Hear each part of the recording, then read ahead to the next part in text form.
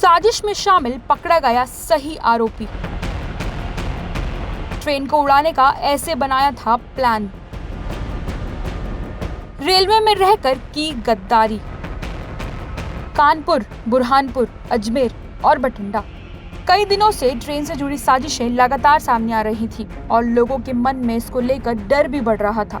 लेकिन अब ट्रेन से जुड़ी साजिशों को लेकर एक बड़ा खुलासा हुआ है। खुलासा ऐसा कि सबके होश उड़ गए और यकीन भी नहीं हुआ कि सच में ऐसा हो सकता है। इन साजिशों को अंजाम देने के लिए रेल की पटरी से छेड़छाड़ की गई थी। ये किसी और ने नहीं बल्कि रेलवे के कुछ कर्मचारियों ने ही किया। इसमें चौंकाने वाला पहलू ये है कि उन्होंने ये सब ट्रेन या यात्रियों को नुकसान पहुंचाने के लिए नहीं किया, बल्कि सम्मानित होने, मन के मुताबिक शिफ्ट और परिवार के साथ समय बिताने के लिए किया। दरअसल उन्होंने पहले खुद ही पटरी पर गड़बड़ की और फिर इसे लेकर अलर्ट किया, जिससे वो खुद को हीरो बनता हुआ देखना चाहते थे।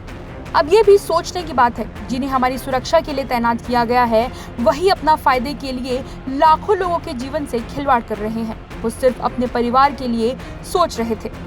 पुलिस अधीक्षक होतेश जॉयसन ने बताया कि गिरफ्तार कर्मचारियों की पहचान सुभाष पोद्दार, जिसकी उम्र 39 साल है, मनीष मिस्त्री जो 28 साल का है और शुभम जायसवाल जिसकी उम्र 26 साल है, इनके रूप में हुई है, जो रेलवे के मेंटेनेंस विभाग में ट्रैकमैन के पद पर काम करते हैं। पोद्दार और अन्य के कोसांबा और किम स्टेशन के बीच निरीक्षण के दौरान शनिवार सुबह 5:30 बजे रेलवे प्रशासन को अलर्ट किया।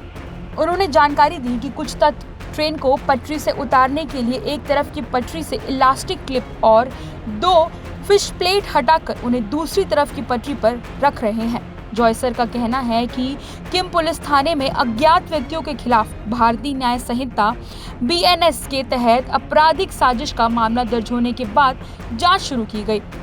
हमने पाया कि रात के टाइम तीनों कर्मचारियों ने अपने वरिष्ठ अधिकारियों को सचेत करने के लिए टूटी हुई पटरी को एक वीडियो भेजा। रेलवे अधिकारियों ने हमें बताया कि तीनों से पटरियों से छेड़छाड़ देखे जाने से ठीक पहले मार्ग से एक ट्रेन गुजरी थी। पुलिस ने बताया कि छेड़छाड़ का पता चलने और ट्रेन के गुजरने से समय के बीच अंतर बहुत कम था और इतने कम समय में इलास्टिक क्लिप और फिश प्लेट को हटाना संभव नहीं था। हमने तीनों के मोबाइल फोन की जांच की और देर रात 2:56 से लेकर 4:57 तक अलग अलग अंतराल पर रिकॉर्ड किए गए छेड़छाड़ वाले ट्रैक के वीडियो पाए गए। मिस्त्री ने अपनी खींची तस्वीरें डिलीट भी कर दी थी। पुलिस अधिकारी जॉयसर के मुताबिक इससे ये साबित हो गया कि तस्वीरें और वीडियो अधिकारियों को छेड़छाड़ की जानकारी देने के लिए सुबह 5:30 बजे फोन किए जाने से काफी पहले ली गई थी और गहन पूछताछ के बाद तीनों ने अपनी करतूत को कबूल कर लिया। एसपी ने बताया कि वो ये सुनिश्चित करने के लिए इस वारदात में शामिल हुए कि उन्हें सम्मानित किया जाएगा और आगे भी रात की ड्यूटी पर तैनात किया जाएगा, जिससे उन्हें दिन में परिवार के साथ समय बिताने का मौका मिलेगा। वो पोद्दार ही थे जिनके मन में ये विचार आया, क्योंकि मॉनसून में लगाई गई उनकी रात की ड्यूटी समाप्त होने वाली थी। जॉयसर के अनुसार तीनों को प्रत्येक रात की ड्यूटी सत्र के लिए अगले दिन छुट्टी मिलती थी और वो चाहते थे कि ये सिलसिला जारी रहे। फिलहाल पुलिस ने आरोपियों को गिरफ्तार कर लिया है। साथ ही बताते चलें कि मध्य प्रदेश के बुरहानपुर जिला में आर्मी की स्पेशल ट्रेन के सामने धमाका मामले में रेलवे के कर्मचारी को हिरासत में लेकर पूछताछ चल रही है। आरोपी संगफाटा रेलवे स्टेशन पर गैंगमैन का काम करता था।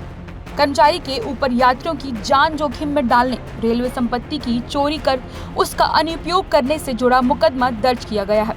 रेलवे पुलिस ने आरोपी को जिला कोर्ट में पेश किया गया था।